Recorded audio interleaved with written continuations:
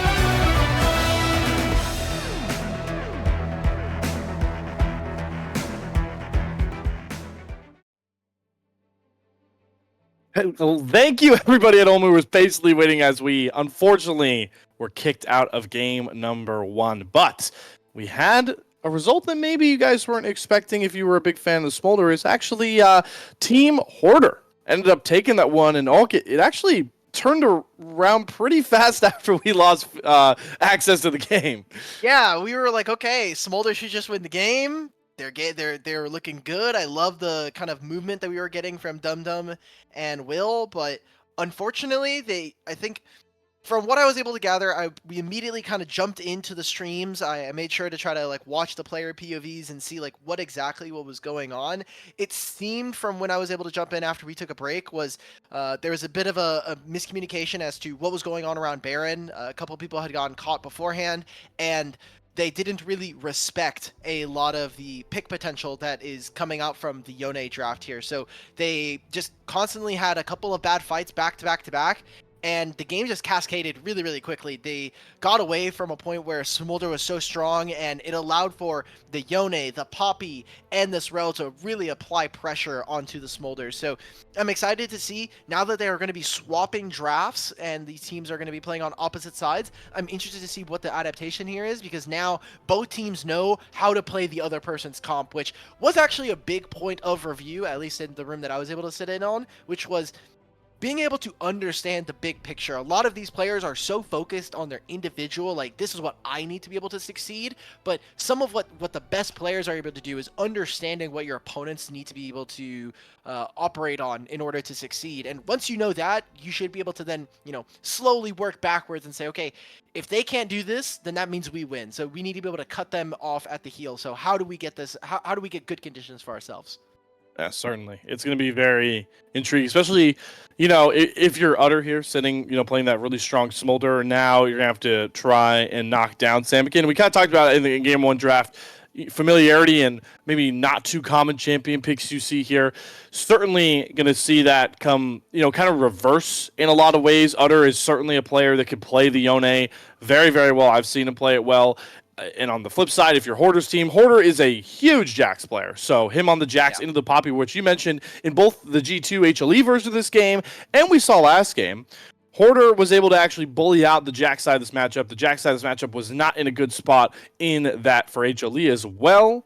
So we'll see if Hoarder, who is certainly, a very proficient Jax player, and Crimson, who I'm not too familiar with as a Poppy player, will finally be able to maybe turn this matchup like we're kind of expecting.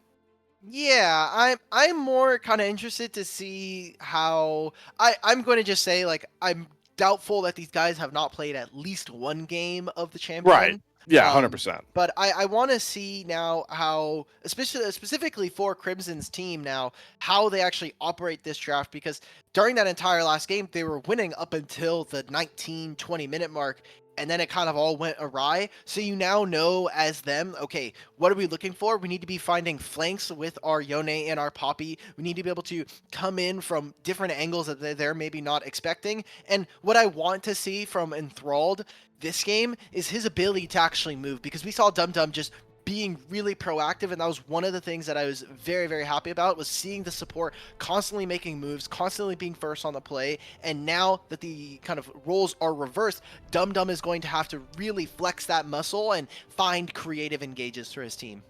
Yeah, certainly.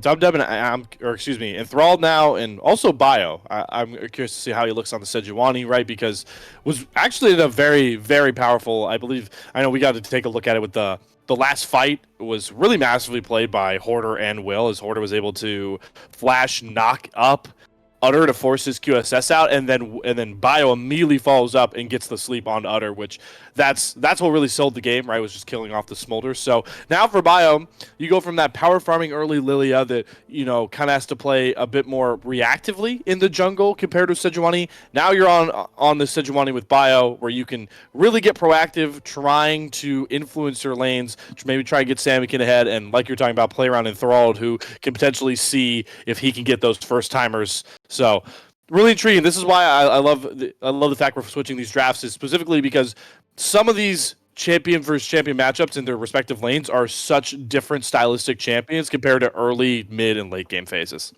Yeah, and we also kind of get to see how these teams operate with just having different tools available to you. Like having the Smolder, you do have some trust that you're going to say, okay, look, at a certain point in the game, Smolder should just be able to take over, and we just need our front line to do their thing. And so it's really important for not only, we're talking about Bio and Enthralled, right? Like these two, typically the Freljord composition, they're going to be very, very tanky. They're going to have a lot of utility, maybe not have all that much damage. But really, I want to focus again on our two top laners, the two team captains that we've kind of given them this role for just this series. Making sure that Hoarder not only is even enough to be able to apply backline pressure, but is also in a state where if he does get there, if he is able to kind of be really, really strong, you're suddenly going to have a Jax that, hey, has Zhonya's on third item, and then who is actually going to be able to kill them. And when we talk about this Smolder team, again, it is all eyes on our AD carries. We need to be seeing the Smolder in a good position to be able to grab those stacks, and we need to see how they play around having Ashe Arrow versus a team that is very, very weak, and we're kind of seeing it already. They're level 1ing. This is what you need to do. You have Ashe Braum. Level 1 invade them. What are they going to do? We get Will's Flash immediately. That's a really going to stun, which is an interesting flip because last game, it's kind of tough for Will. Will's had 2 tough starts now. Okay, I mean, last game, level 1, he had Bio steal away. Level 2, steal away his chicken camp to force him out of his top side, and now he's without flashes. Blue side potentially looking for some sort of response, and Samikin not going to fall for a much more. But yeah, I mean, they've got full vision on that top side jungle. They know exactly where Will's starting. You see the pings are starting to sling through as well. So Bio in a really good spot to not only set himself up to get maybe some early ganks down with the Sejuani like we're expecting, but track Will, who's going to try and play as reactively as possible. And I love the vision that we got early. Not only does it track Will, but that vision ward that we see in between the top tier 1 and 2 means that they're trying to see if there's a potential lane swap there, which is showing that they're trying to react to the current game state. I think rightfully so. If you're Rel and Varus, you kind of don't want to play against the Ashe and Braum. They're so strong in lane, and it's one of the ways you can kind of cut the knees out from underneath something like a Jax early on. So really love the kind of proactive look that we're getting from already Team Hoarder early on in this game, but kind of seeing the difficulty of this draft where level 1, if you're Ashe and Braum, you can always walk up. You always win the level 1 versus opponents, especially in this matchup. So very, very difficult. And something we talked about last game we were talking about this draft is what does Sejuani do when you have so many winning lanes and have the ability to push, and enemies don't have all that much ability to actually all in or find trade patterns? Question Bio certainly is going to have to answer. Maybe looking to try and potentially set up maybe an invade, try and get some more tracking down of Will. He is immediately sprinting to try and see if he can track, as Will is on to his Krugs. Does skip his red buff, and Bio is going to find that red buff up, and that might actually kind of confuse Bio, who will now just start the red buff, but I don't think he can get this thing done before Will would potentially swing around, unless Will just paths to try and help out his bot side. Yeah, this is it. And here's the fight is Hub. Yeah, he's just dead. The Ignite, 1 auto. He does cleanse the Ignite and gets the stun off onto Dum Dum, but 1 gentle breeze knocks down Hub. First blood does go over to Will, but it's trades galore as Bio swings on in to make sure Good Boy and Dum Dum fall for the trade. First blood and more over to the red side.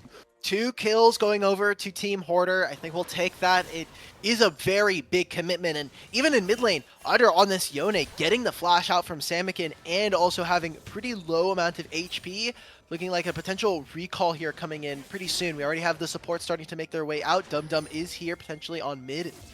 Excuse me, if they do need to be able to make that play, but I think that's still, despite the kills going over to Team Hoarder, I think it's still very good for the side of Team Crimson. You've gotten Flash and Cleanse out from Ashe. This is something that you can replicate now with Lilia and the Rel if we get to it, if we are returning towards the bot side of the map. We'll have to revisit that as we do see the recall and both teleports likely to be channeled here between Udder and Samikin. Top side, Hoarder and Crimson trading galore as well. Maybe Hoarder in a bit more comfortable of a spot compared to his counterpart in the last game, but big wave for Hub to try and catch here. Luckily, he does have a lot of coverage with Bio still on this bot side and Enthralled not too far away.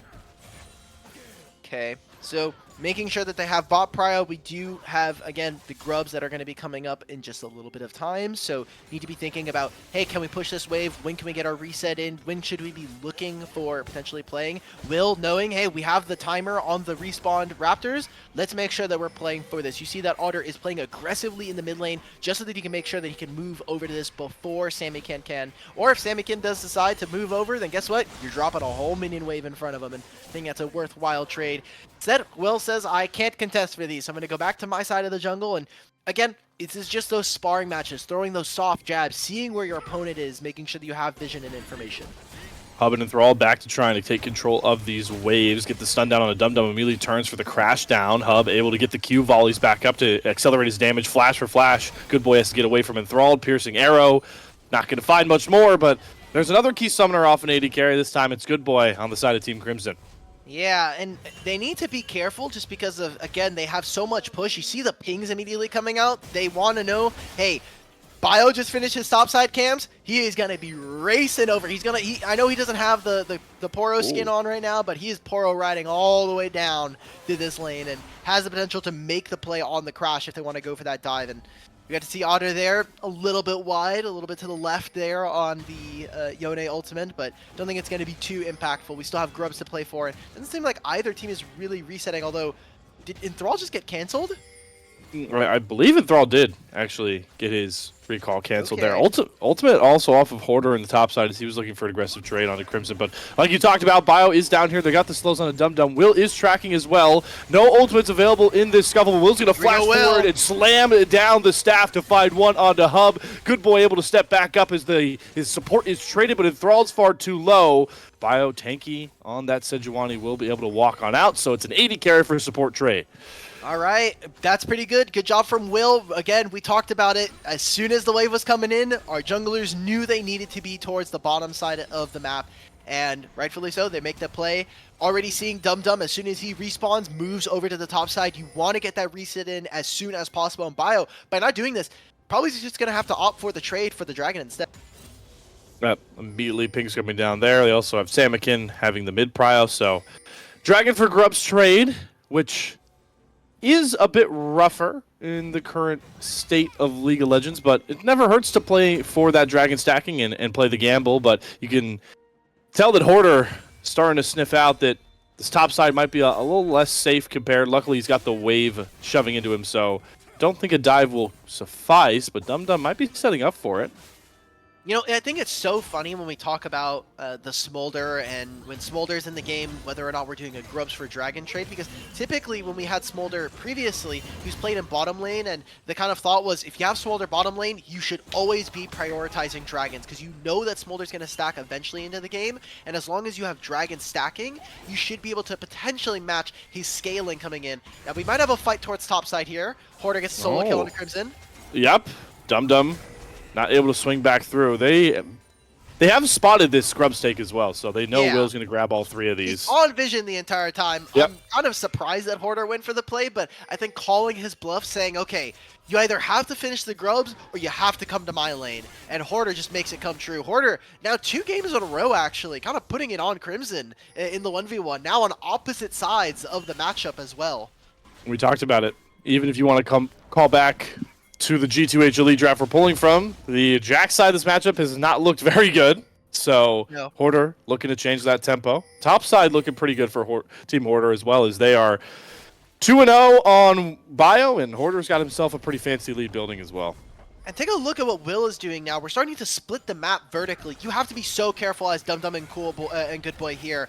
There's a potential that we get the move on forward if they try to look for this dive. You do have no longer the Ashe ultimate, but Bio hitting level 6 is really important. If they want, they can go for this. I'm assuming that it might be a little too risky, however. There's not enough minions. I don't think they have quite enough damage here, but all right, they're forcing it. Minions are dead. Yep, they're going for it. Good Boy trying to get as far as back as he can, but Bio gets the good lockdown. Enthralled will not die to the turret, so the tanks do juggle the aggro well, and Good Boy falls once more.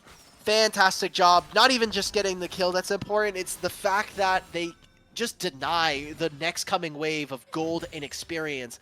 Great job coming in from Team Hoarder. They make a great play onto the bottom side of the map. I thought it was a little bit risky. You know, all of those minions were already dead by the time they kind of walked up and started hitting turrets. I was like, hey, guys, we might get outplayed here, but it was before the level 6 mark here. If maybe either one of these bot laners had it, there's a potential there. So seeing the double camps here, good job from Will to try to tag these two. I want to see more of this Lilia because currently he has a small advantage over his opponent, but the big one for me is going to be having those grubs. Making sure that they can get at least 4 is going to be really good at being able to unlock the side lane so that, you know, when you're using grubs, it's so hard to match on the opposite side of the map.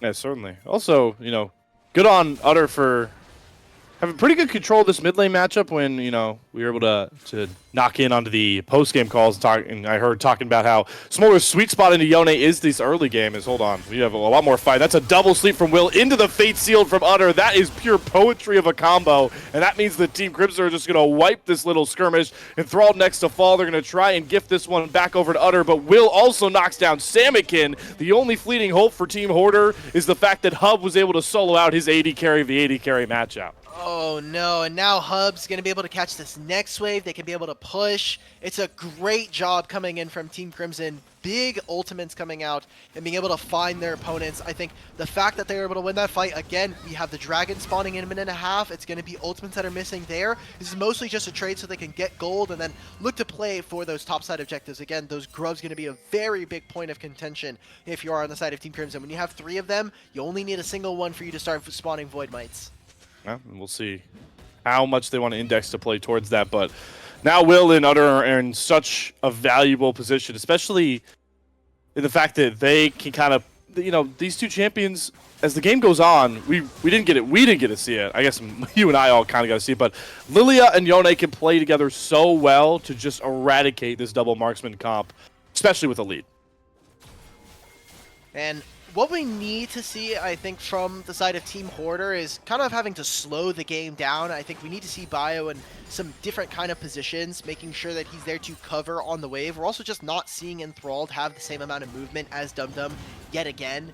And that right there is kind of a problem. And I will say, I don't want to harp on Enthralled playing support too much. You know, he is just playing it for the Combine. He's kind of taking a little bit of a softer time this fall coming in for school. So, you know, there's only so much you can learn versus support mains, but really when you're playing as an AD carry role swap, most of the advantage you have there is the ability to have the mechanics, really, and you should know what your AD carry wants, so your 2v2 should be that much more dominant. And it means right now we're seeing them, we talked about it, they use so many of their tools on that bottom side play that they lose access to these 3 grubs. So it's going to be 3-3 apiece. We've got dragons spawning, and they are nowhere in position. You can see Team Crimson are already ready and pouncing on this dragon.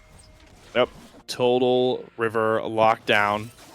As we see the lane assignment start to switch up, Utter into Hoarder will certainly be interesting, as those are certainly 2 of the power points for both of these compositions. And there was a lot of talk after the last game about lane assignments, especially going into this mid game. So see some adaptations there. Is we're just overloading to try and shut down Hoarder. Will is taking turret shots as Utter holds Hoarder in place. Dum Dum is here as well. Tough task for Hoarder. 1 versus 3 with the dragon up as well, trying to at least make it a trade, but definitely made it a little bit more difficult than intended.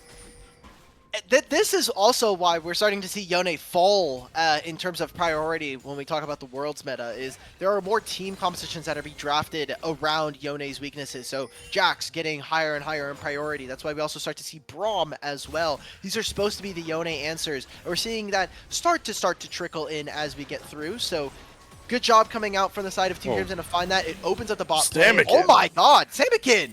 Yeah, Brother, I mean, he was playing on the back foot. Good boy, just too aggressive. Takes up a couple turret shots and gives Samikin an opening for his first kill of the game on the Smolder. I thought Samikin was supposed to be dog water at Marksman. What happened with this one? Are we just going to count Are we going to count Smolder as like a caster and not necessarily like an AD carry? I think that's fair. I mean, like, definitely not. I don't know if I'm going to count it fully, but certainly like at least halfway there, right? He's like half a marksman because he doesn't do like the marksman joke where like he just like sits there and right clicks you to death. He kind of just presses Q. And then he waits like a second, presses Q again. Maybe if we're feeling a little fancy, you throw the ultimate over top, but maybe yeah, W to slow for the ultimate. Like, yeah.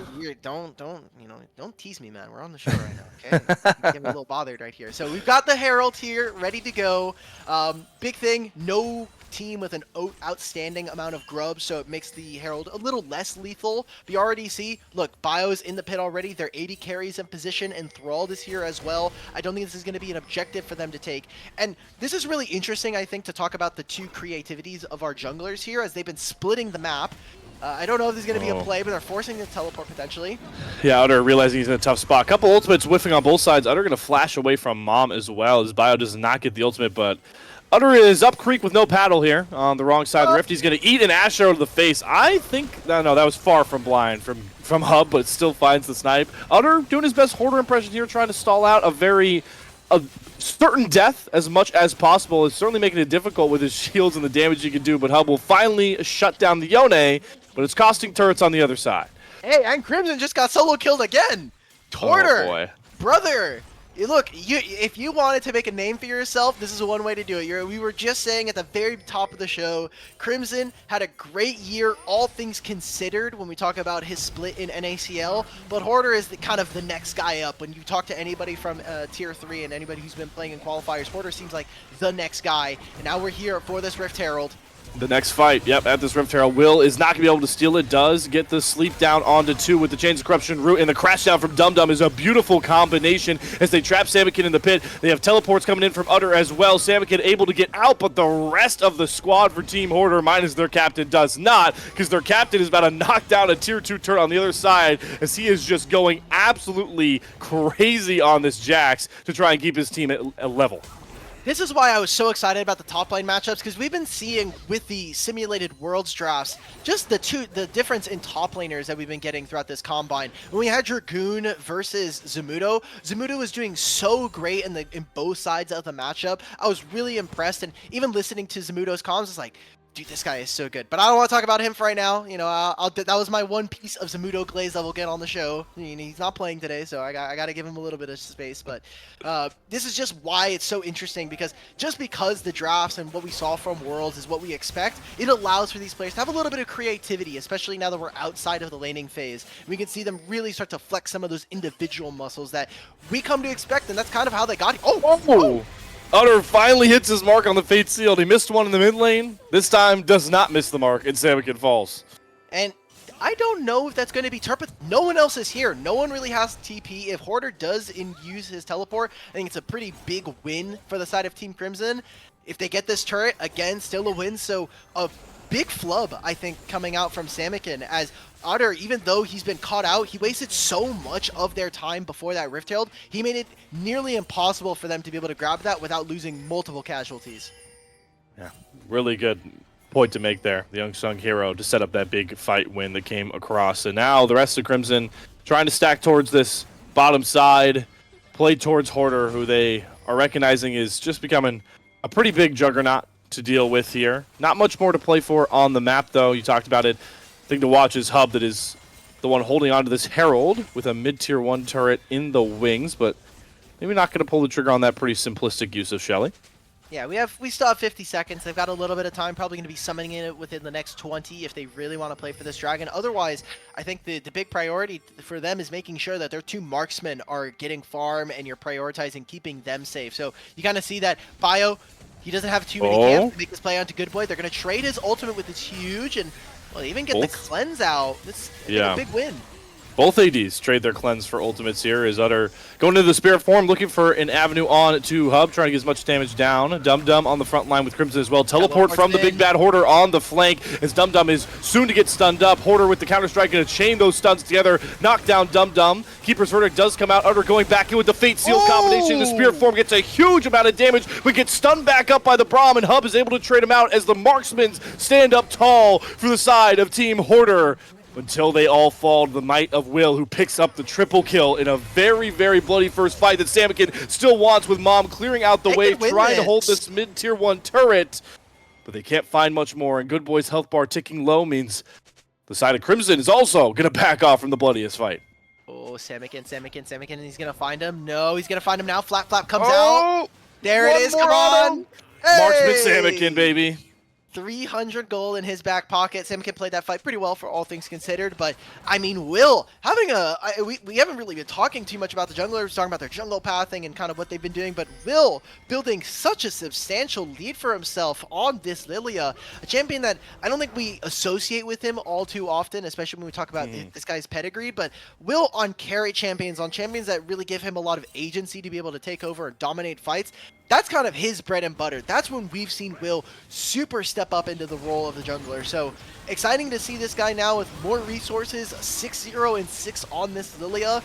And you know, that fight started with Hub and Good Boy kind of trading ultimates, trying to look for fights onto each other and trading their cleanses, but that's what you need to be seeing if you're on the side of Team Hoarder is send the Ashe ultimate. The cleanse is not going to be up in time before this Ashe. Look, Ashe ultimate's already back up and we're halfway through the cleanse timer. You can look again onto someone like Will and suddenly that's another summoner spell potentially with the flash. Yeah, certainly going to want to look to try and shut down Will, not only because of his scoreline, but I mean, you can just see the lead between him and Bio in the items department is just very, very clear as Bio and the rest of the squad are going to have to back up to the might of Utter and Will, who just take down Enthralled, who plays the support role as a sacrificial lamb really well. This is what we needed to see coming out from the Team Crimson kind of draft is they need to be playing on off angles. They need to be catching the opponent unawares. And that's what happened last game as well. That's why this G2 draft that we saw with the Yone ended up winning despite a really fed Smolder is that they weren't prepared to play on off angles. They weren't ready for kind of some of these flanks. And now we're getting a fight around the Baron. It's going to be a 4v5.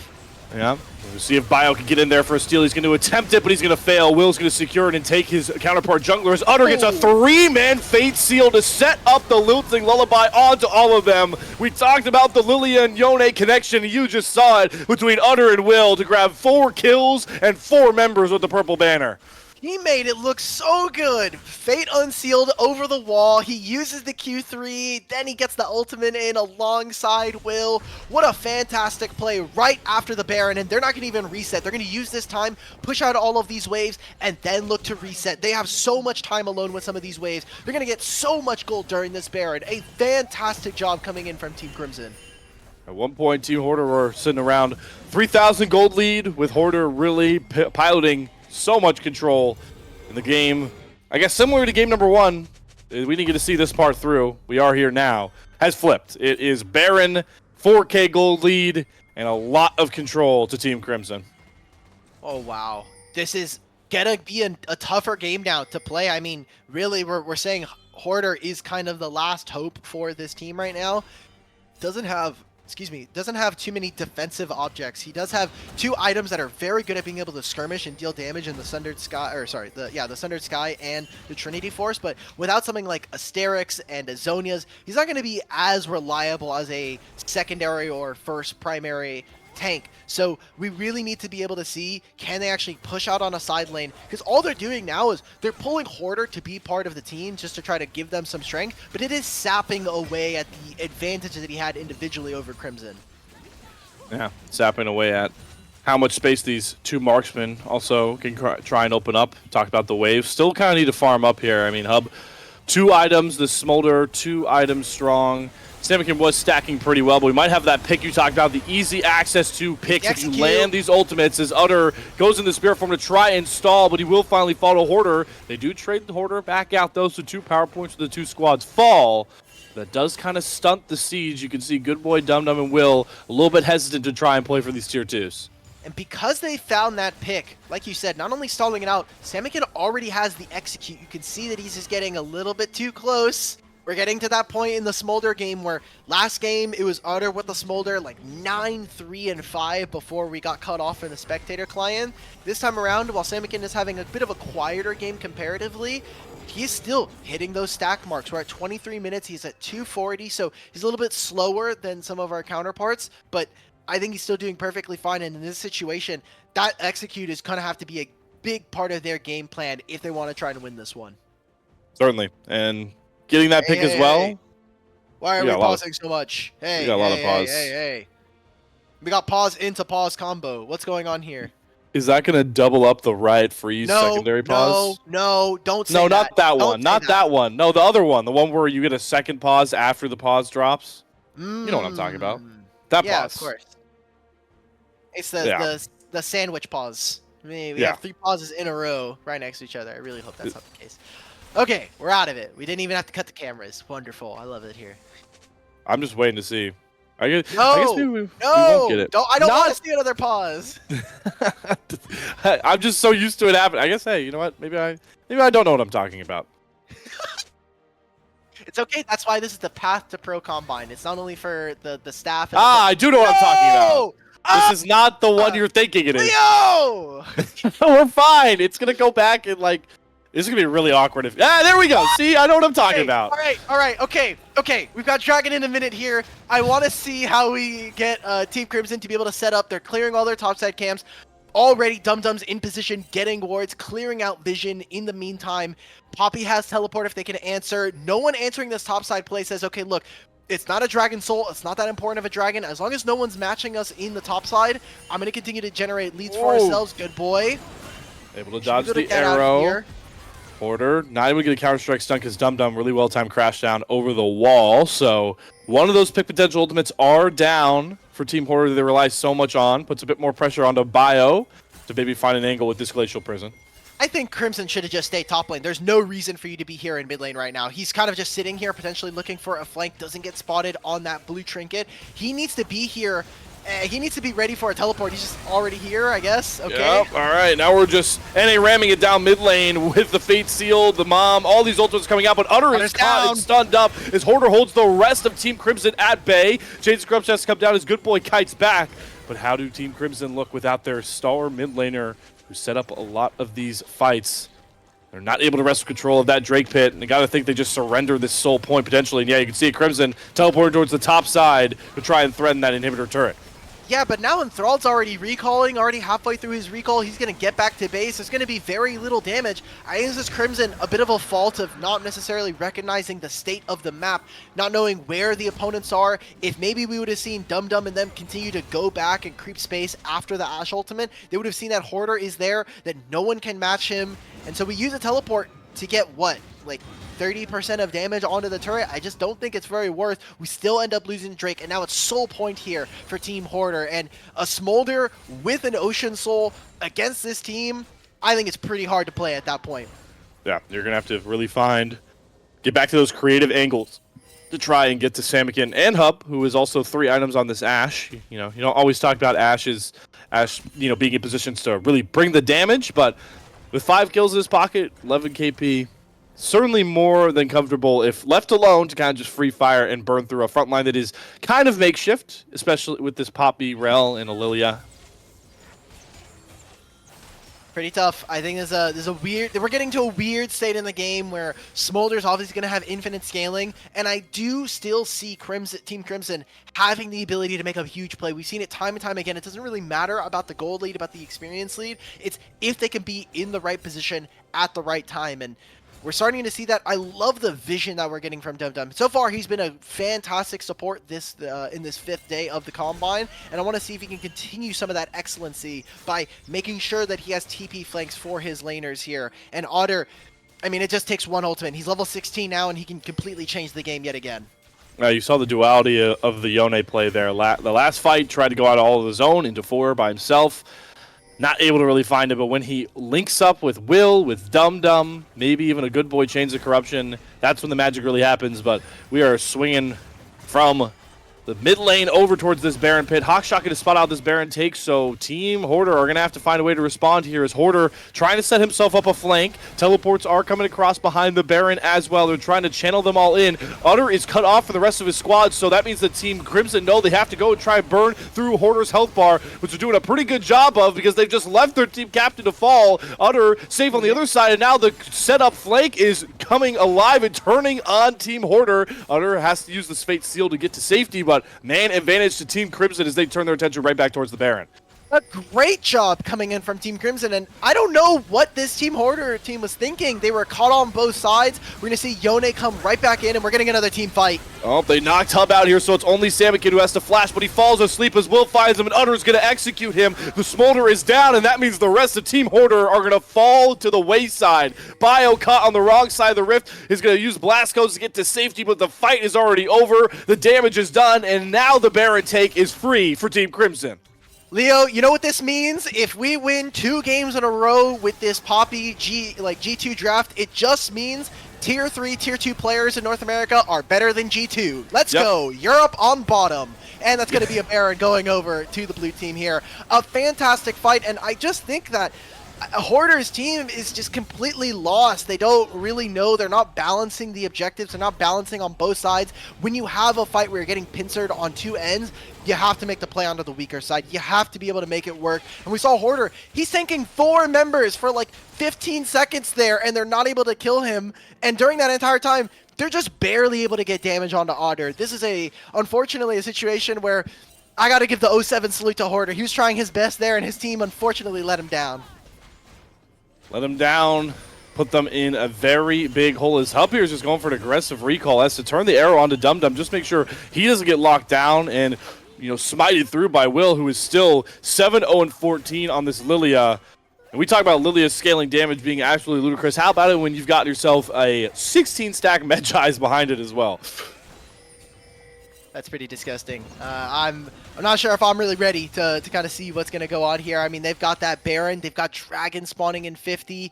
It's the sole point here. And honestly, if you're on the red team, I think you're more than happy with trying to fight for this objective. But look at what they're doing. They're just making it so oppressive. They're pushing in all their waves. They're utilizing the Baron and then choking you out in vision here. So while this turret is probably going to be falling within the next few moments, they look for a fight. A lot more than the turret. The turret falls, and so will Bio as he's trying to protect his carries. Salmon gets back to safety, but it costs the jungler their life, and that means you can just ramp up the siege in this 2-lane position with Hoarder. Nowhere really close to threatening a turret just yet on the top side.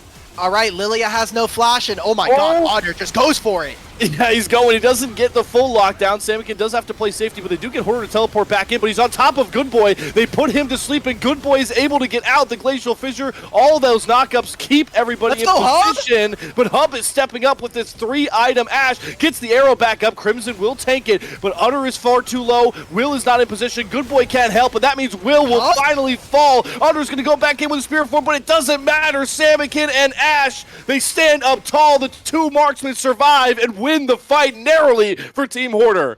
That's going to be Soul as well. It's still up and available here. Crimson can look for a TP. Good Boy is in no position to stay for this fight here. Great job coming in from Team Hoarder. And those marksmen that we were talking about coming up clutch in the team fight. Special thanks to Hub there, who, hey, his Ashe ultimate was coming up. I was going to say there's no Lilia flash. You can maybe look when Ashe ultimate is up and available, but he stands his ground and he makes good on the team fight there, helping win his team the fight and eventually regain control of the entire map, as now they have Ocean Soul. They have a mid-wave that they can push. And it just becomes harder and harder for them to actually fight if you're on the side of Team Crimson. Your damage is so incremental, and once that Ocean Soul starts ticking, that's just going to be, they're basically healing for an additional 100, 200 during a fight. Yeah, you really got to make sure that you lean into the burst ability, right? Now you really have to be completely succinct with layering Utter's damage, Will's damage, and Good Boy's damage onto one. Honestly, both of these marksmen at this point, the way Hub is playing, 4 items on this Ashe as well, near full build. What a topsy-turvy game 2 of the same draft we played. This one is so wishy-washy. It feels like both teams could have won at either point, and now we're just getting wacky. Crimson shoves into top wave, but there's a flank going with 3 people on the wrong side. Hub snipes an arrow, and now all of a sudden, Crimson is on the wrong side of Summoner's Rift. 1 versus 5. He's going to hit the Keeper's Verdict, try and teleport out, but Bio should be able to interrupt it, and Crimson... fancy footwork, nearly had the outplay to survive, but hold on. Now he's... how is he... okay, now he's on the side of the lane he likes, but... that's Hoarder okay! Be able to cut he's it wasting down. time! All he has to do is wait. His team is ending the game! What is going on? I'm so shocked Crimson is even alive by this point. Yeah, you called it, Og. They're going to burn down maybe 2 inhibitors here as Samikin and Hub are going to have to try and hold the line. Okay, finally, Crimson dies, but they're going on top of Samikin, who will get put to sleep by Will. Good Glacial Fissure, but Samikin is still going to fall to Utter, who snipes it with the Spirit Form. Now the inhibitors will finally fall. And it's Team Crimson they're going to have to try and run for the wayside as Bio gets back towards the base. Hoarder recalls, but they're not going to be able to get there in time. What a stall job by Crimson on the Poppy.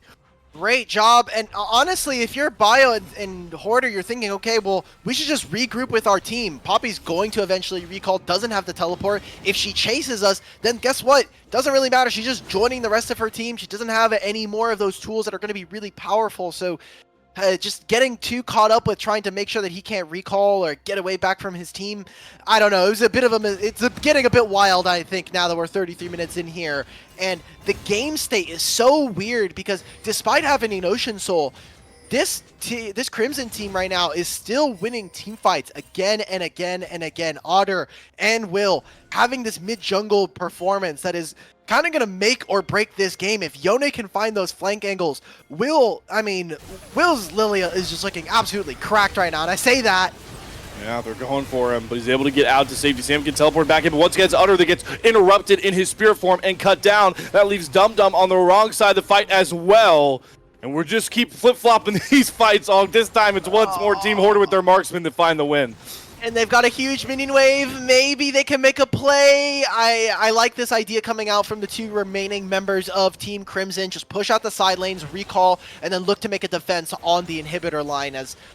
As of right now, they just took a pretty nasty fight, and it's a great job coming out from Bio and Hoarder. Hoarder applying pressure onto the backline, and Bio just being this unmovable tank, especially, again, that Ocean Soul causing so many issues for Team Crimson. It's going to be the Baron spawned up here. The only people that can really see contesting this, Will going towards the bottom side of the map, wants to push, wants to try to take any more of these camps.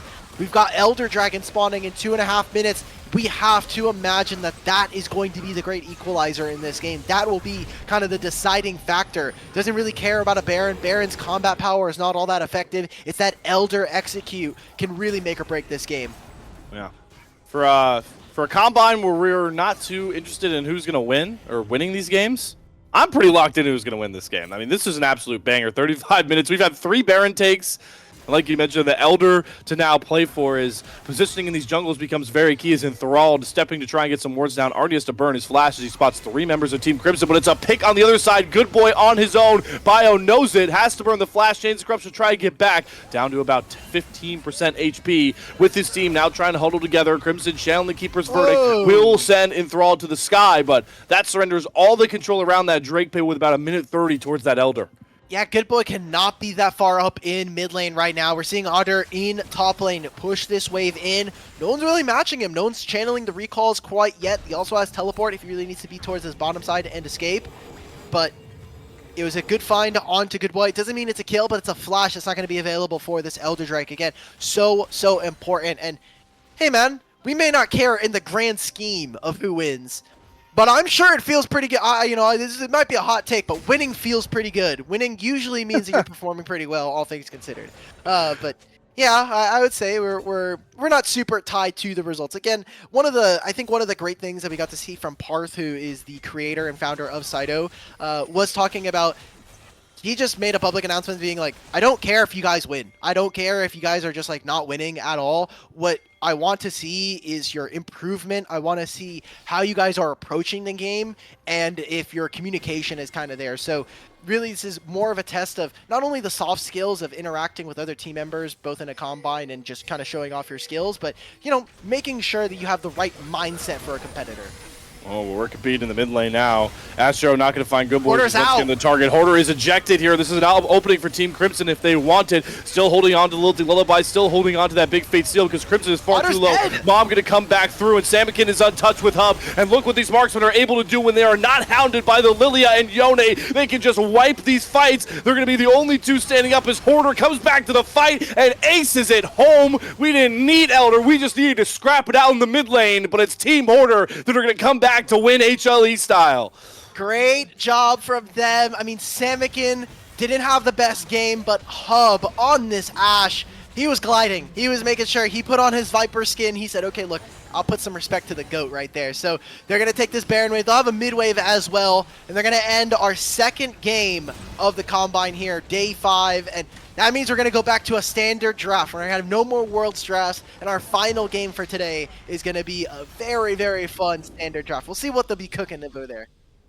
Certainly will see, but that's a big time win for Team Hoarder. I'm sure, you mentioned it, right? I think this is such a valuable game because the breakdowns, from these coaches when they get in there, the VOD review, it's going to be so valuable because there's so much happening in a game that was so long here, Alk, that there's a lot to learn from this game. Even if you are the losing side in Team Crimson, where at face value, game you certainly don't like to lose, but there's just so much to learn from after this one. Yeah, and exciting to see. We're going to kick it to a short break, and when we're back, we're going to be back with Game 3 of Day 5 of the Cyto Path2Pro Combine. You won't want to go anywhere.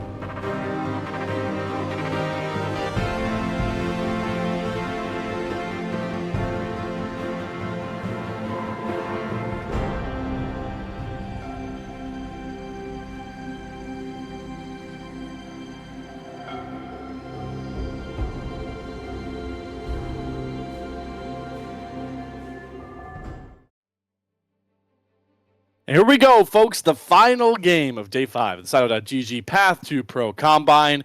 We're throwing it all back to normalcy here. No cool worlds drafts to play. We're just going to have a fun game 3 where these teams get to draft and duke it out the way they want to. And I love it already. We're getting rid of the Yone, so I don't have to watch any more Yone. And really the big thing for us, we were kind of talking about this in between the games, but the fact that there is going to be, the fact that we're playing on the new patch. We are playing on 14.21 because we are on the live patch, so a lot of different things could be coming through. I'm interested to see what we get from our two teams here. And, we have a lot that's been happening. I know yesterday we saw some of the drafts, and there's listening in on the teams, it seems like Corky was a very, very interesting pick, and I wonder if Otter is again going to be someone that, hey, he said yesterday, he's like, I'm willing to pick it. I think that this champion is broken. Let's see if he's kind of going to put his money where his mouth is again. Yep, and he absolutely will. He'll B1 it. I saw him in the game against Darkwings on the Corky, but on Wednesday, but that was before the patch. Wednesday was the patch. Wednesday was the patch. Was it Wednesday? It's supposed to come out on Thursday. I don't really know. All I know, Corky is okay. He's got 20% bonus. He's got 20% true damage now on his pass instead of 15, and his Valkyrie does a lot more damage. But I don't think your Valkyrie maxing. Maybe we'll see. We'll see what Otter's got. But automatically the response being Corky Sejuani, we've got the Ivern to pair up with Corky, which I think is beautiful. But we've got Samikin on Zoe, bro. He said, okay, look, it might be a combine. You might want to see me on some picks. You haven't seen me from solo queue, but let me have this one. Yeah, he's like, come on, guys. You made me play Yone. You made me play Smolder. Like, come on. You gotta let me have one. So, we'll get the Zoe Samikin treatment. Which, I mean, great test for Utter, man. I mean, this guy's gapped a lot of players playing this champion to absolute perfection. So we'll see how that one plays out. Curious to see if we'll see some maybe marksman bans, because those Ivern Rel comps, you usually like to try and double marksman up and just power through everybody, but Olaf ban being given over to Crimson here, so yeah, they're just gonna target Crimson actually instead of trying to take away marksman from Good Boy. My eyes immediately, because you are on red side, you're gonna have first pick after this ban phase. Cassante, you've now gotten rid of so many bad Cassante matchups, and while Cassante is getting nerfed, it just doesn't matter. I think that the Cassante just makes the most amount of sense here. They're going to take that away. So like you were saying, 80 carry focus here. For everybody at home, that second ban on the red side is Aurora. Just don't have the profile for it. So that is going to be the Aurora and Yone banned as well. Right here, I think you're looking at potentially blinding your support, or not blinding. If Alistar goes fine here, except if we're talking about answers into Ivern and Rel, you want to think about champions that are going to be generically strong. Jax, I like. Thinking about other matchups, I mean, the Gnar is gone, so things like that. Although, I have to imagine Crimson has answers. We got to see earlier on in the Combine that we got some Riven Gaming. I don't know if it's necessarily going to be coming from Crimson this time around, but, look, if Samikin gets his OTP from solo queue, I think we can give over one more. I think it's only fair. Let's have some fun. Let's have some fun. Game 3. Let's give them over. We'll see. Hoarder's like, hey man, I played a Jax game. I'll do it again, man. So he locks the Jax in. Does look like the Kaisa is going to come through here to complete that double marksman duo, which is interesting because usually with Corky comps, well, I guess actually with double marksman Ivern comps, I don't always see. What am I talking about? Worlds was all Kaisa, so this makes sense. I'm all over the place. All right, we got there. It's okay. It took us a second, but we got there. That's I forgot about the Go Masu. My bad. NA. Yeah, yeah, exactly. Kaisa, though, I will say, will have a little bit of a difficult time. Obviously, Counter-Strike is going to be a bit of an issue. She does have time to hit. Ezreal has still been a very strong marksman by himself.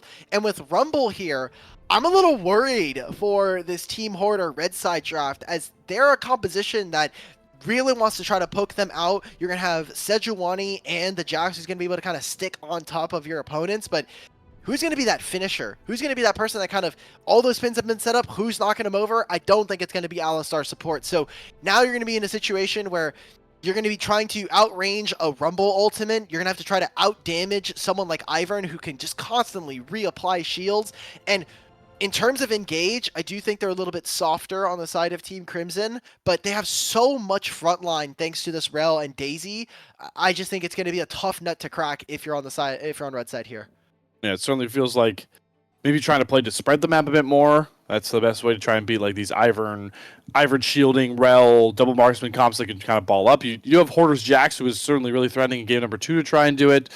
Maybe they're relying on kind of solo lanes winning out in their matchups potentially and seeing if they can play through that. I mean, like we talked about, Samick Zoe, few people have the one time I saw Samick and Zoe lose was like Blue Otter, Ole Miss, and like semis of OQs, and Samick was not the reason they lost. I'll tell you that. He was very, very fed, very ahead. So it's game 3 of the end of a long day of these scrims, these VOD reviews. Maybe these players looking to see if they can flex a little bit more fun time after a long day.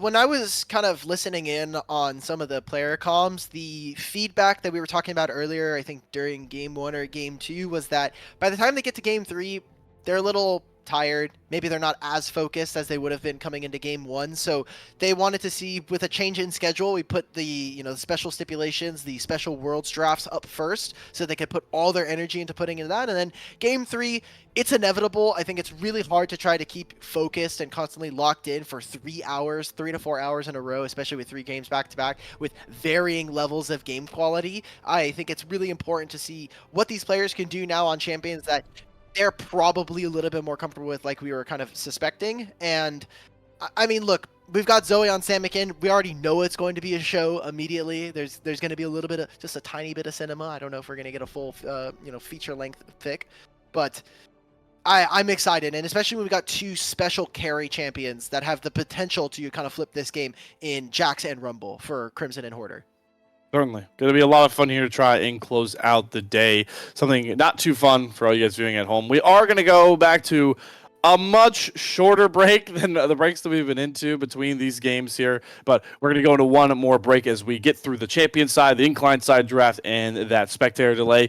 Just a couple of minutes, folks, and we'll be live for game number 3, the final game of day 5, Cedo.gg Path2Pro Combine. We'll see you in a few.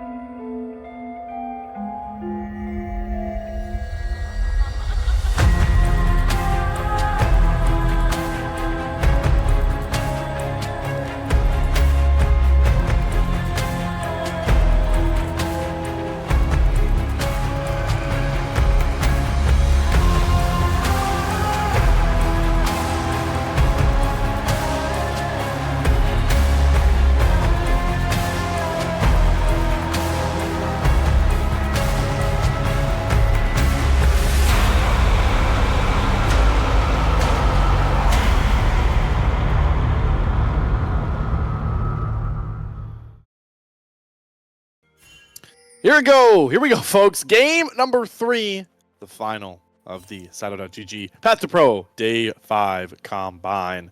And we're going to have fun here. You can see we're already having some fun with Utter and Samikin and the classic little fan start. But we talked about during the draft, going to have to rely on some pretty comfortable champions if you are Team Hoarder, or comfort picks to overcome a very well put together comp from the Crimson side. Yeah, I'm going to be real. I think Team Hoarder may have just taken notes from HLE. They're like, you know, Bio, you get to be on the dog jungler again. You can go ahead and put yourself on Sejuani, part 2. And then, hey, Hoarder, you want to play Jax again? Yeah, brother, I'd love to play some Jax.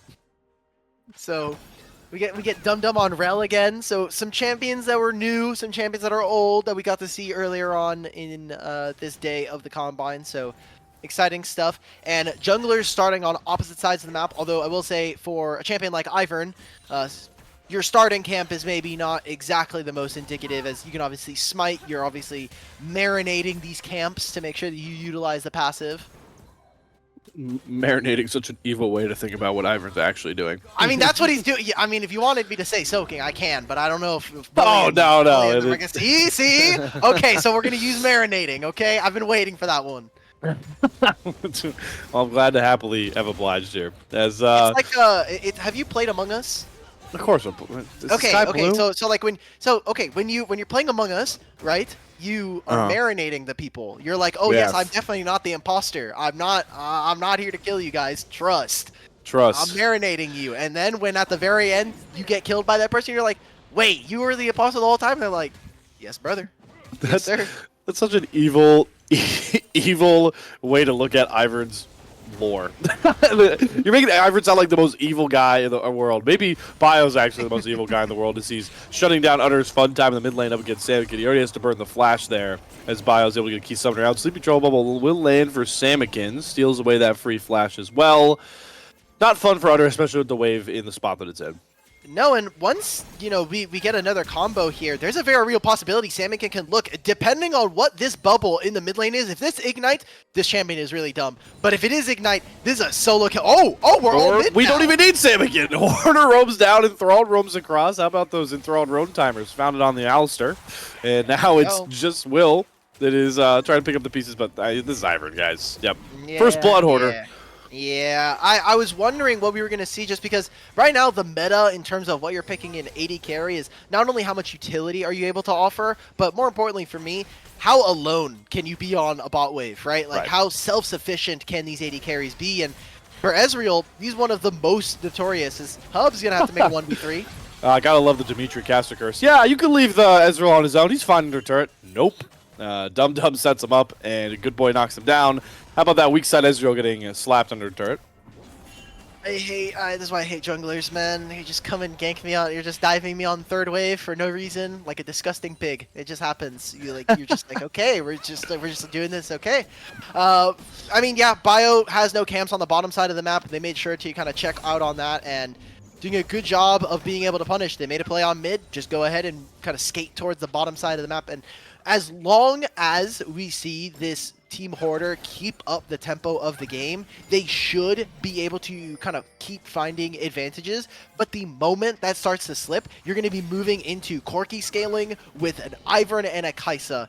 That is a nightmare to deal with as we get into team fights. So really need to be on top of the ball. They need to be utilizing what Samikin can do in mid lane, whether that's acquiring push very easily or taking really good HP trades versus Otter. They need to be making sure that they're playing around lane states and really kind of keeping the tempo of the game in their favor.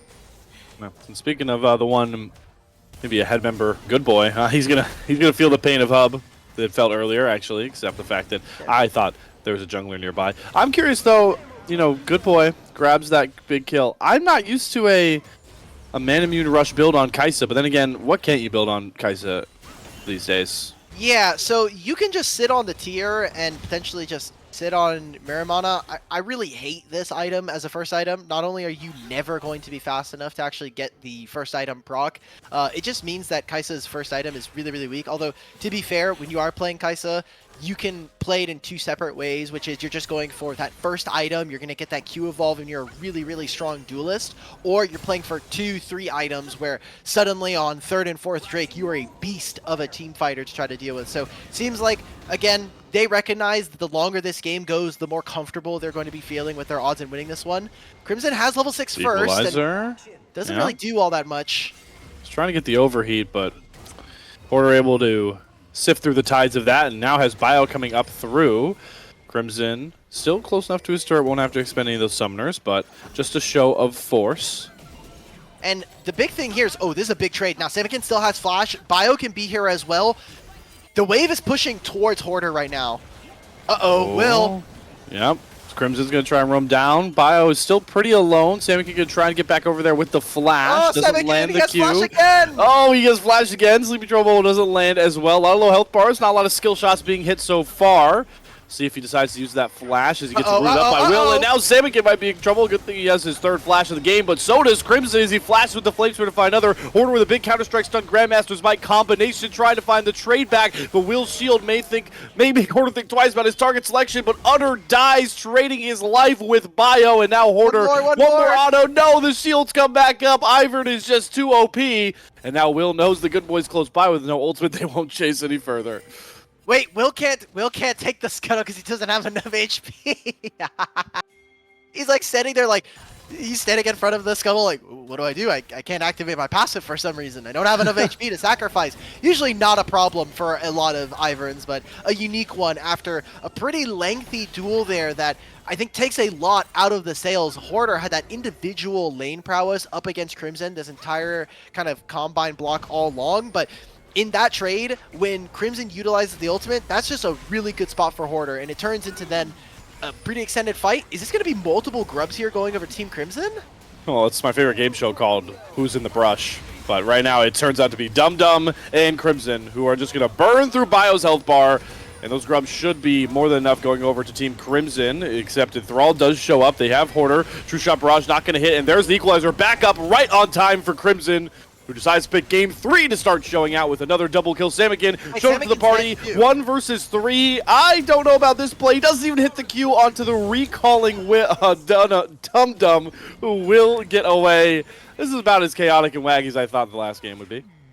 I mean, the Herald, or the playing around that top scuttle just completely ended the game for this red team right now. This early game is almost entirely now in the favor of Team Crimson. Yes, it was a kind of botched 1v1 between Rumble and Jax, but then after the fight, they put so many resources towards fighting for that top scuttle that now it's in a pretty big advantage for them. Not only did they get at least one of the grubs, they've now shifted so many members for this play. They've lost out on a lot of gold, and you're starting to build resources for this Corki. And Ivern's saying, okay, look, if you can't win these fights, then hell yeah, brother, we're buying time for us to play the game. I'm going to be Ivern. I'm going to be getting all of these super cheap support items. And there's not really much that Bio can do. Bio already getting the Locket of the Iron Solari. This has kind of been the adaptation when we look at tank junglers right now, is just picking up a bunch of cheap tank items when you're in the supportive role. And I mean, it's perfectly fine. I just don't know if a Locket's really important in this game, as there's not a ton of upfront burst coming in from the opponent team.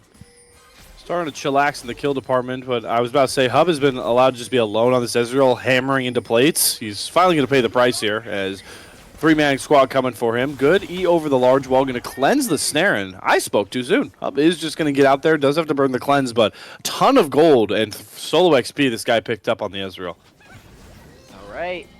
And a big win here, I think, for the Kai'Sa, as being able to get that kill for yourself is definitely really nice. And seems like we are getting that Muramana, so just playing for that second item spike. We'll kind of check back in. I think the team is going to be on a little bit of a weird curve right now, because typically when you're building a team composition, you kind of want to all be on the same item spike. You all want to say like, hey, we're all champions that generally are really, really strong on 1-2 items, and then like we can play team fights generically pretty well. But for this Kai'Sa, you're forcing yourself to say, look, I'm going to be less of a contributing factor in the early game in the first like 20 or so minutes, and then come afterwards, then is when I will really kind of take over the game. And hey, if we're looking at someone like Corki's going to be strong when they finish their Trinity Force and then get their Muramana. I just worry that with Will, when you have this Ivern, you're going to be indexing really heavily on very cheap support items, and maybe that's their way of doing it, in the sense that I might have to hold that. Hoarder and Bio looking for something here.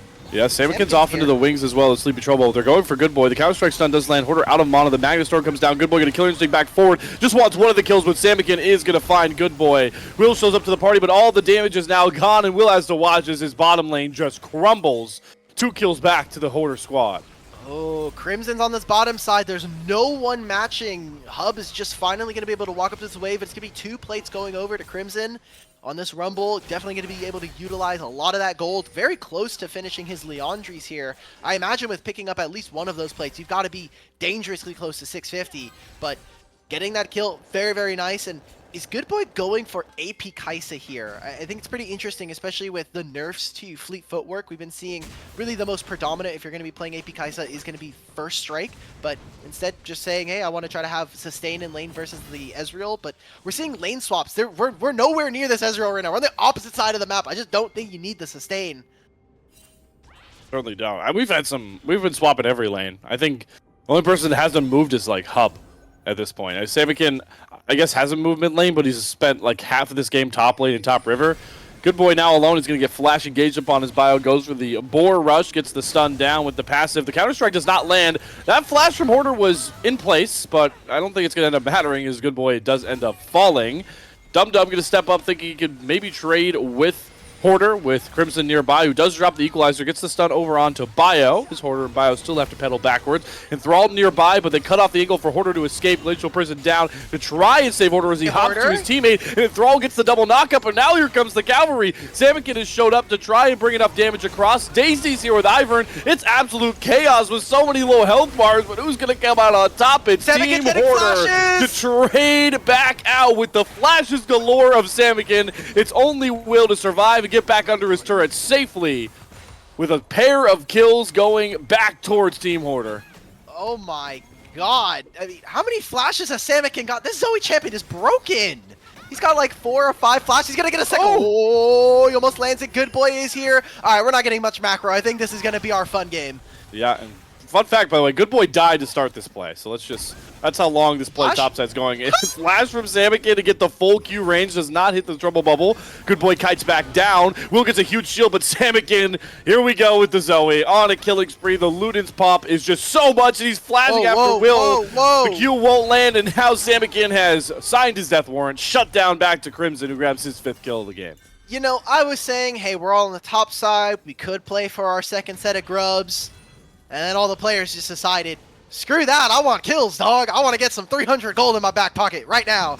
So, it's a fun fight. I think all in all, we take a look at what was actually traded. It was a lot. It was some teleports. It was flashes from our 2 top laners. And more importantly, this Ivern no longer having flash, to me, is going to be a very big game changer as, I mean, hey, you don't have a ton of frontline, and especially with what we've seen from this game, having that summoner spell is going to be very important to try to get away from someone like Samikin or even Hoarder in this instance. I don't even know. So it seems like we only got 2 grubs taken, and now it's just Herald. So we didn't get any fun with the mites today, Hulk. No. It's fine. Void grubs aren't powerful. It's fine. It's not like having 4, 5, 6 Void mites doesn't just end the game if you're on a side lane ever. Yeah. Okay. No. But definitely don't win the game. Fun? You know what does end the game? Killing all 5 enemy champions. That usually ends the game a lot of the time. Usually. Unless you're TL in Game 4. But we don't really talk about that one. Dragon secured for Bio and company as we have a fight break out with Enthrall jumping a bit too far forward. Daisy gets the knockup. Enthrall will pay the price for the Dragon take, but Dragon stacking is secured for Hoarder and company. And now not only, yes, they lost the Dragon, but they get inside track into this mid-wave. They're also going to be able to hit this mid-tier 1. A big win, I think, for them, especially when we're talking about, hey, this team is going to eventually scale anyway, so why not just take the freestanding gold that you can? There is a Herald up and available. They won't have time to be able to go for both the mid-turret and picking up this play, but it is a very real possibility as we get further into this game. But I just don't think it's a real pick from Bio. Yeah, I mean, it's literally Rel. It's literally Rel. We're just walking away. Oh, we're just using everything. Well, yeah, everything. They get the sleep as well. Dum Dum is going to fall, though. Brush line set up by Will was just not close enough to save him. And then Samikin gets to borrow the redemption. I love this champion so much. It's one of the fun parts of playing Zoe. Zoe gets to kind of break the game in that instance. So actives like the Locket of the Aran Solari that we have here for Dum Dum. You have the Redemption as well. Those are 2 items you can pick up during a team fight, and that's potentially game breaking as well, right? Just being able to borrow your opponent's actives in a fight where they're not really expecting.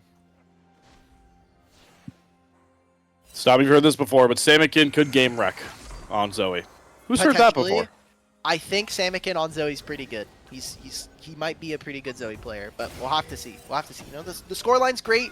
He is down quite a little bit of gold. He is missing some experience. Now, I will say, Zoe's not a champion that really cares about getting experience. She's a champion that really wants to index on having gold. She is even right now. Corki is a champion that, of course, that loves having experience, wants to get more points into his abilities, wants to get more points into his ultimate, most importantly. And now we're fighting for this Herald. Guys, just focus on the Herald. We do not need to fight here. Oh, they did not listen to you all. They want the fight. This is a bloody game, and they're once again going to put beef on the menu because Enthralled, even through the Unbreakable, will should fall. Samikin nearly one-shots Crimson on the other side. Hoarder's going to go in and try and find the execute. The equalizer drop, but Crimson is down. Root's coming across. Daisy trying to hold the line, but Samikin and Hub are free firing onto Utter and Will, who do fight back. The Rockets, and in goes in Good Boy for his triple kill as he's now 1v1ing Hub. Barrier comes out. Good Boy wants the highlight play. He's going to get the Quadra, but he has the giant Titan of Samikin Zoe, who doesn't hit the paddle star. The Penta is 1 Q short, and Utter will trade it out. If he doesn't have the stupid Muramana item, he would have killed him there, man. If he had a real first item, that's instantly a penta for him here in the Combine. It's unfortunate. Again, results-based analysis doesn't matter in a Combine like this, but damn, is it pretty hype. So they get a quadra kill there. Kaisa is extremely fed, finishes a Ludens instantaneously from double amplifying tome. That's a massive spike for this team. And hey, they're taking fights because look, they have such cheap items. They can be very, very efficient on these fights. Trinity Force spike here for Otter. Will now finishing 2 support items with the Moonstone and Redemption. They can just walk right back up to this Herald. They should be looking for a fight on this. It doesn't despawn for another 2.5 minutes. You can teleport your Corki as well. I think it's a perfectly fine time to still go for it. And certainly as well with Crimson chunking Hoarder down to half HP with his Leandres and an instantly large Robin. Hoarder wants to start the fight, and Thrall's going to flash, matched by Crimson. Flashes galore from the supports. That's 4 flashes burned in about 10 seconds. Teleport coming down as well, but it's Enthralled. It's going to be left to the wayside once more. Valiant support to fall like we always know. Utter goes on a rampage, and Will does not care about turrets. He's running through to try and find more kills, and boy, did he lock down Bio and get Utter a very well-deserved double kill. Oh boy, this game's going from bad to worse right now if you're on the side of Team Hoarder. Everything's starting to slip away from you. That scaling that we said that was going to be kicking in for Team Crimson is here already. I mean, take a look at this. We have dragons spawning in a minute. It will be the sole point here on the side of Team Hoarder if they can pick it up, but you look at the items across the board. Otter and Good Boy are about to finish their Muramana probably in time or a little bit after this dragon spawns. That's a super worrisome spot because you're nowhere close to second item on any of your champions right now, so you have to be thinking, can we actually fight for this? If we can't threaten sole point, then how are we getting back into this game? We have to kind of be really creative. We have to be looking for picks on side lanes. We don't win split push.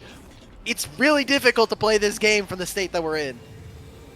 See if the task is up to hand for Hoarder, Team Hoarder and company, who will be able... They do have a lot of great vision around that Drake pit. Resets do come across. Will is still trying to clear out his top side, but yeah, maybe not as much agency as I'd expect with the timer on the Dragon. It's up in about 10 seconds, and just now will we see Dum Dum start to make his way up towards the river. Everybody really is trying to make their way down towards the river right as the Drake hits the rift.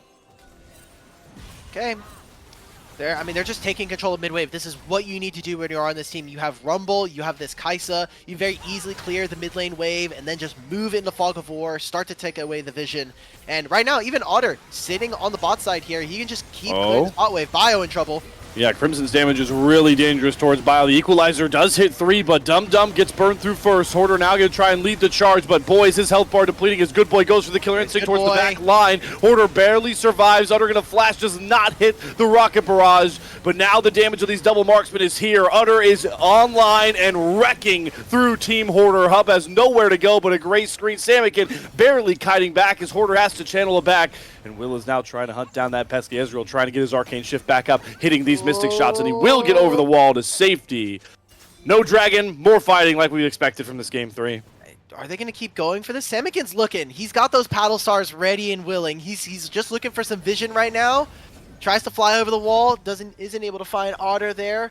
They're going to respawn in time, so it looks like we're going to have an entirely new fight right in front of the Dragon yet again. No one is able to take it. We got a couple of kills traded here, but I mean, it's just reset, buy a load of items, and then get back into the fight. And we didn't get to talk about it too much just because, you know, the state and how fast this game has been. But Good Boy with his AP Kaisa, he just outranges everybody. It's a nightmare to deal with. Jax can't play. Zoe can't play. Zoe's like, well, usually I outrange everybody. So when someone does that to me, how do I play the game? And Ezreal, the same thing. So massive burst coming in from this Team Crimson squad as they're trying to make a defense. Yeah, initial person, they get a big headbutt pulverized. The Crucial Barrage rakes across the whole fight. Gotta find creative ways to win the fights if you're Team Hoarder, but the Redemption and the Ivory Shields ring true. That's all that matters. The marksmen stand up, the shields are good, and it's time to fire the rockets, fire the Void Seekers. Hub trying to hold the line off the right side does force the Zanyas out of Crimson, but they take the Ivory Snare back in to find Bio. Good Boy ints himself into a turret to give at least one back, but that's the only kill earned by Team Hoarder. And we still can't do the Dragon! Yay, we're nay-ramming for our third game of the Combine! I love it!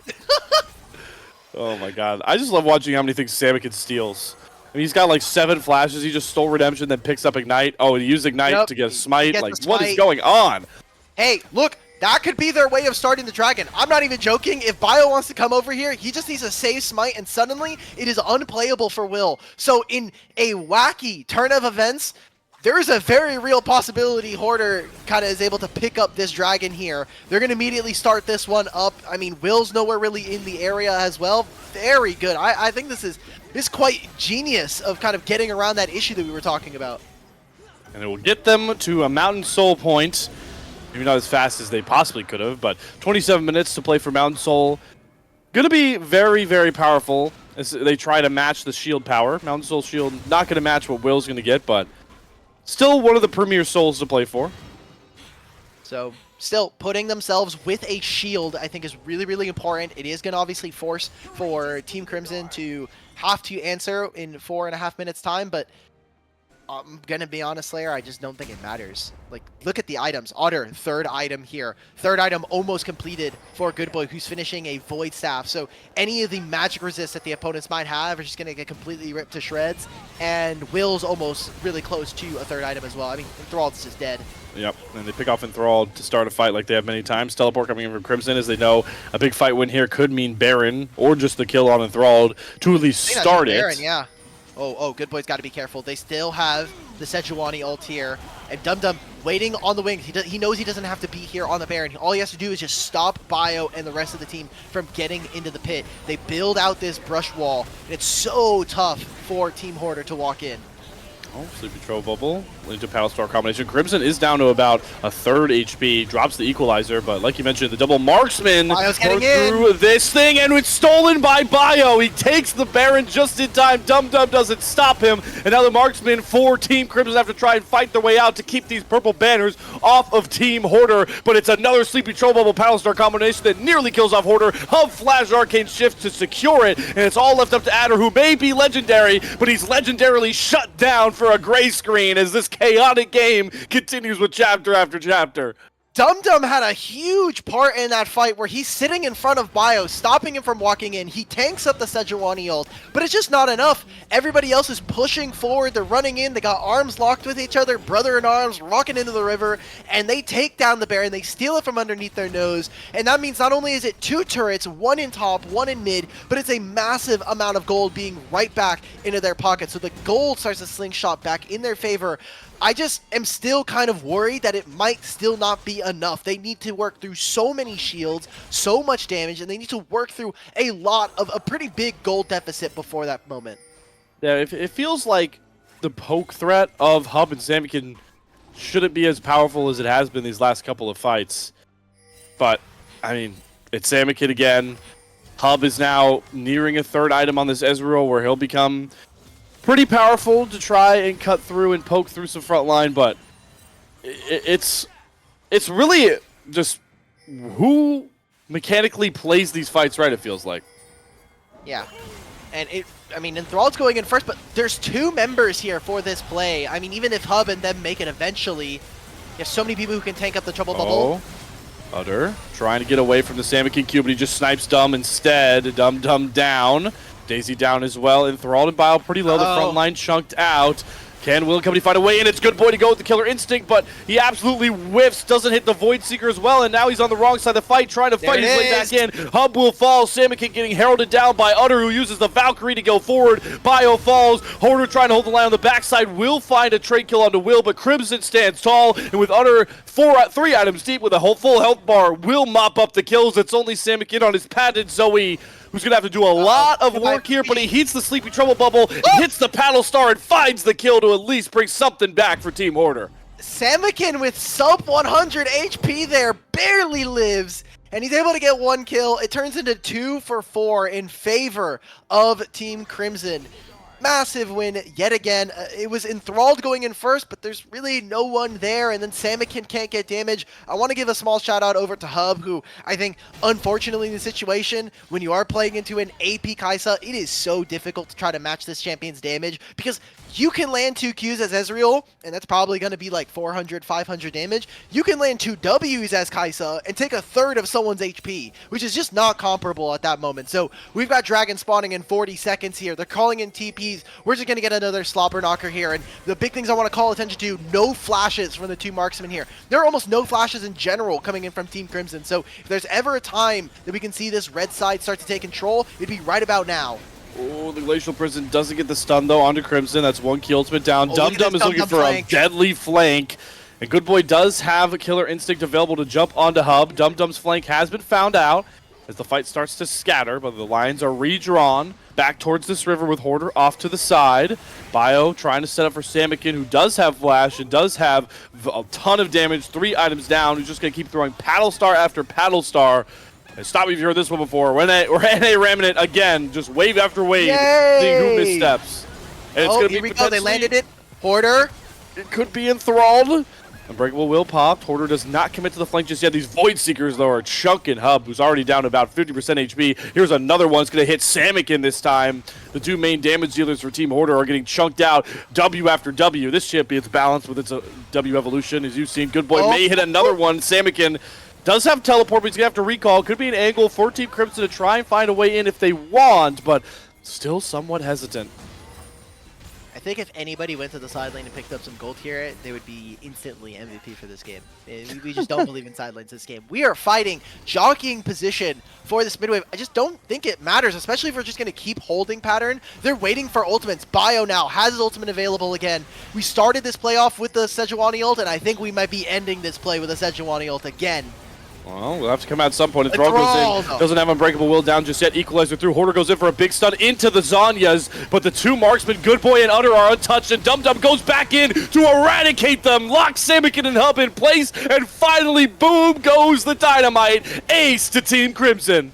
And let's see if they can try to go for an end here. They do have Crimson's teleport if they need to. They also have this Daisy who can try to act as a minion. They don't have a ton of grubs. Remember, we didn't play for a lot of grubs early on into this game. They've got 1 last minion wave. I think it might be a little bit tough. It's only going to be Ezreal here. They're going to look to force. They've got Daisy.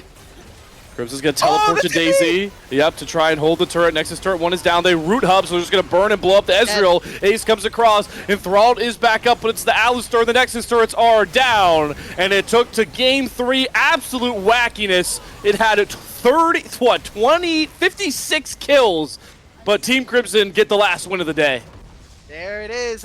14-3 on this Corki. Insane performance coming out from him. Someone that has had an up and down day so far, and I think throughout the Combine has had some really good performances and some pretty stinker ones. So I think, again, it is about that kind of large breadth of games you are going to be playing, right? When we're talking about this Combine, it's going for 3 weeks. There's going to be games every single day. And while players might not be playing every single day, I think it is a really impressive for someone like Otter, who has been so active early on into this Combine, who can show us, I think, a wide variety of games from his playstyle. Certainly. Yeah, and there, like you said earlier, Alk, there are so many more days. I mean, we will be back here again. Day 6 starts 7 Eastern on Saturday, so we'll pick up from there. I don't know how much breakdown we're going to have. Some real big insight from that game. That definitely felt like everybody kind of let some steam off from the very intensive game 1 and 2.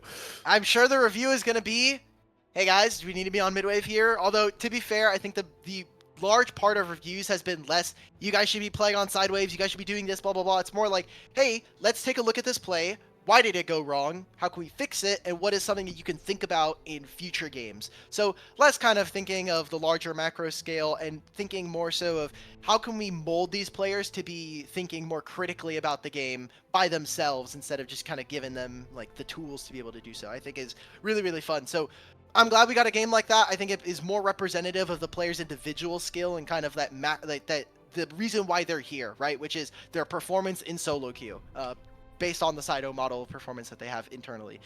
So I think it was great. I think it's great for just letting them have a little bit of fun and kind of letting them do their thing. And we got to see some OTPs play their champions. Although I feel bad for Samikin that he lost. He's still like 1,000 games and like 10 losses on this champion. I don't know. Like he's just so insane. You gotta eventually lose. Yeah, you do. It's just statistics, but certainly a fun way to end the day. And like you guys all expected home, that will wrap up day number 5 for myself and all. Could shout out to Icefire behind the production screen as well. We'll be back tomorrow, 7 Eastern, to roll out another day of the Sound.GG Path2Pro Combine. Until then, enjoy your Friday night and take care.